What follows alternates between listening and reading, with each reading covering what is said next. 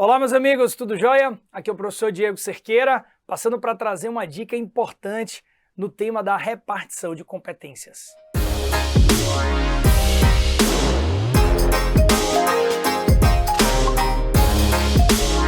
Quando a gente estuda, o direito constitucional, a organização do Estado, o nosso modelo de organização, a gente entende que o Brasil adotou o modelo federativo, o nosso federalismo, o federalismo dual, trazendo algumas características importantes.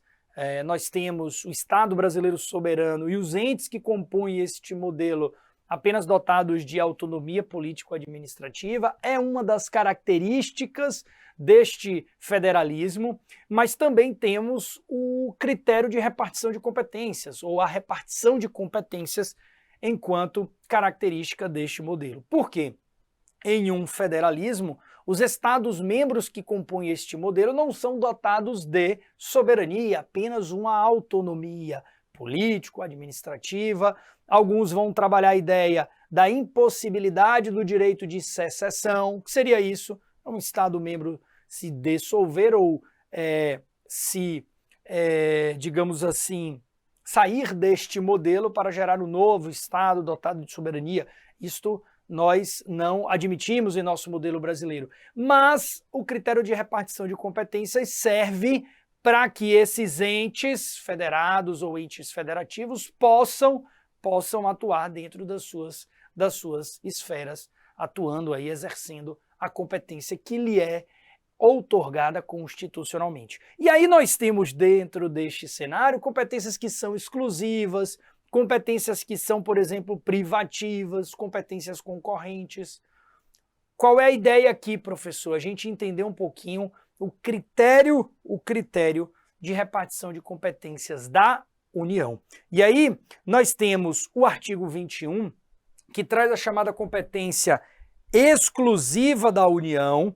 Esta competência ela é de natureza material ou administrativa e ela está relacionada à prestação ou execução de serviços públicos. Então, as matérias que estão previstas no artigo 21, elas assumem essas características. É uma competência material administrativa. O que é isso, professor? É uma competência que está relacionada a uma ação, a uma atividade, a prestação de um serviço público ou a execução de um serviço.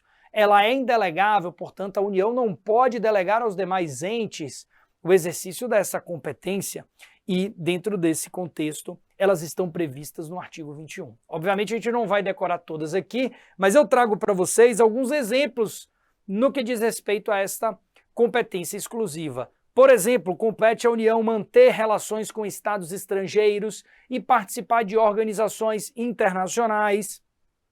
A República Federativa do Brasil, ela é representada no plano internacional pela União. A União é o ente de maior musculatura, que exerce essa competência de representação e de manter relações internacionais, digamos assim, com estados estrangeiros, organismos, organizações. Então, lá na matéria tributária, a Receita Federal ela tem, enquanto órgão de Estado, no que diz respeito à atuação da União na administração tributária federal, ela tem relações, por exemplo, com organizações internacionais, com a OEA, com a ONU, Organização Mundial das Aduanas,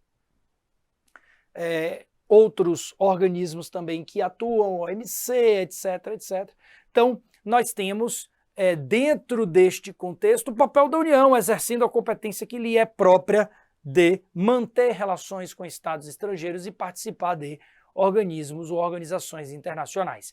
Na declaração de guerra e a celebração de paz é uma competência exclusiva da União, portanto não cabe delegação, assim como assegurar a defesa nacional, assim como permitir, por exemplo, que forças estrangeiras transitem em território nacional ou que eventualmente permaneçam temporariamente. Vamos admitir que há uma guerra entre países vizinhos ao Brasil e há necessidade de, digamos assim, que forças estrangeiras venham a transitar por parte do nosso território, e aí o Brasil pode, através da competência da União, celebrar aí acordo ou qualquer ato que possa permitir, por exemplo, esse trânsito, né? E aí, mais do que acertado, o princípio do interesse público, princípio da soberania nacional, princípio da predominância de interesses. Imagine se o município lá da pontinha tivesse que autorizar. Não, é um papel da União. Neste caso aqui, deve predominar, né, o interesse a nível nacional, assim como assegurar a defesa nacional, declaração de guerra. Não vai ser o Estado da Bahia, não vai ser o município localizado dentro do Estado da Bahia que vai fazer essa declaração. Isso geraria, de certa forma, conflito com o nosso modelo federativo. Além disso, nós temos a decretação de estado de sítio, estado de defesa e a chamada intervenção federal. Essas são algumas características, digamos assim, as principais que podem aparecer na sua prova. O que você precisa, dentro desse contexto, é fixar a competência exclusiva, ela é indelegável, ela é prestação de serviço, ela é uma competência material ou administrativa. Por quê? Porque nós temos uma competência que também é da União, mas ela é também chamada de competência privativa. Parece, mas não é a mesma coisa. Na competência privativa, a União ela detém a competência para atuar. Atuar em que sentido? Produção de conteúdo normativo, ato normativo. A União vai legislar sobre certos temas que estão previstos no artigo 22 da nossa Carta Magna. Essa é a primeira diferença. Na competência exclusiva, ela é material administrativa. Na competência privativa, ela é uma competência de legislar, competência legislativa. Além disso, a competência privativa, ela tem também uma outra diferença, porque ela é uma competência delegável.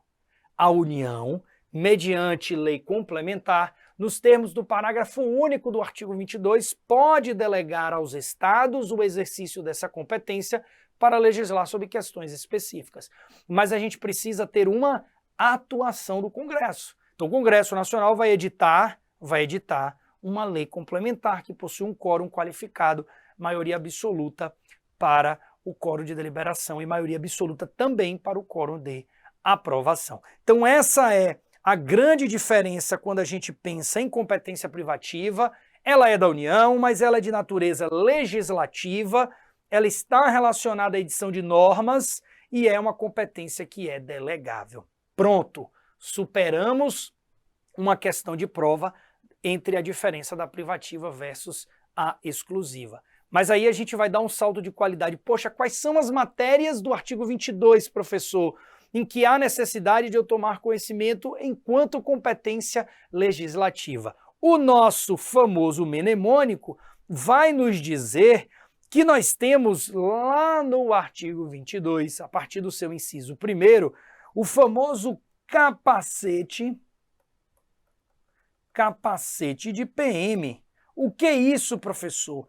A União ela tem competência, por exemplo, para legislar sobre direito civil, direito comercial, direito penal, direito processual, eleitoral, agrário, marítimo, aeronáutico, direito espacial e o chamado direito do trabalho. Olha a nossa regrinha aqui, ó, capacete de PM, C de civil, A de agrário, P de penal, A de aeronáutico, C de comercial, E de eleitoral, T de trabalho, E de espacial e PM, o chamado direito processual e marítimo. É um mnemônico para a gente poder memorizar e, a partir disso, entender uma questão de prova. Por quê? Porque a banca ela vai trazer um casinho prático. A FGV ela é maldosa, ela vai trazer um casinho prático dizendo o seguinte, olha, o Estado alfa legislou sobre direito do trabalho. Legislou, por exemplo, sobre a cobrança de estacionamento nos shopping centers, por exemplo, ou nos demais estabelecimentos. Ela está legislando ali no tema do direito civil e nas normas aplicadas também às relações, por exemplo, de consumo.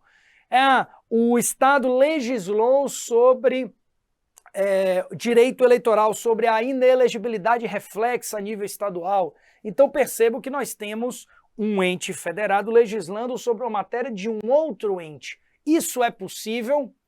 Isso é possível? Via de regra, não. Uma competência da União. É uma competência privativa para legislar sobre certo tema. E se é uma competência da União, a partir do momento em que em que o Estado legisla sobre esse tema, nós temos uma inconstitucionalidade, olha que interessante, uma inconstitucionalidade formal ou nomodinâmica. A matéria ela nasceu viciada e, portanto, ela deve ser expurgada do nosso ordenamento jurídico, ela deve ser declarada inconstitucional, eventual sanção do governador, eventual sanção aí do chefe do Poder Executivo não pode convalidar essa matéria, ok? Essa é a grande diferença. Aí você vai me perguntar, poxa Diego, mas o parágrafo único não permite? Permite, se houver uma atuação do Congresso Nacional e se houver uma lei complementar delegando, ainda assim, vale para as questões específicas.